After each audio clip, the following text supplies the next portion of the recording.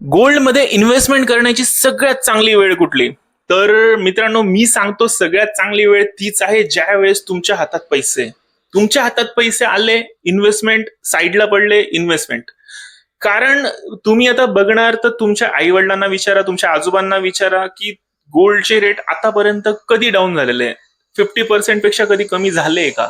असे अजूनपर्यंत गोल्डचे रेट झालेले नाहीये.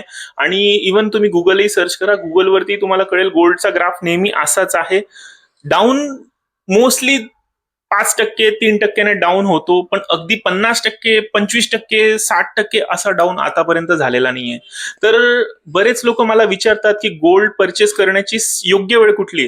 तर मी प्रत्येकाला एकच सांगतो की आज पैसे आहे, इन्व्हेस्ट करा. कारण भाव हे नेहमी वाढतच राहणार आहे.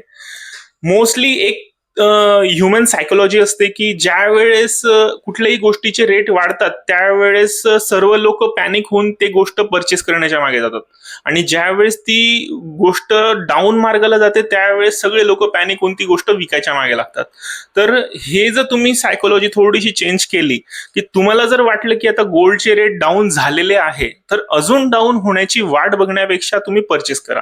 आणि तुम्ही जर इन्व्हेस्ट करण्यासाठी ते परचेस केलं असेल आणि ज्यावेळेस तुम्हाला वाटलं की तुमच्या खरेदीपेक्षा रेट आता वाढलेले आहे आणि अजून वाढण्याची वाट बघण्यापेक्षा तुम्हाला जर प्रॉफिट जाणवत असेल तर विकून मोकळे व्हा.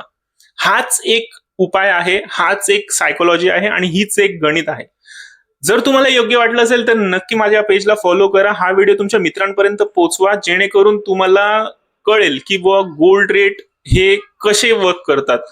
भविष्यात गोल्डचे योग्य रेट जाणण्यासाठी मी खाली दिलेली लिंक आहे, त्याच्यावरती जाऊन क्लिक करा. माझा व्हॉट्सअपचा ग्रुप आहे, कम्युनिटी ग्रुप आहे, ज्याच्यामध्ये तुम्हाला रोजचे गोल्डचे रेट अपडेट होत राहतील. काही ऑफर्स असतील तर ते नक्की अपडेट होत राहतील. आणि फॉलो करा. थँक्यू.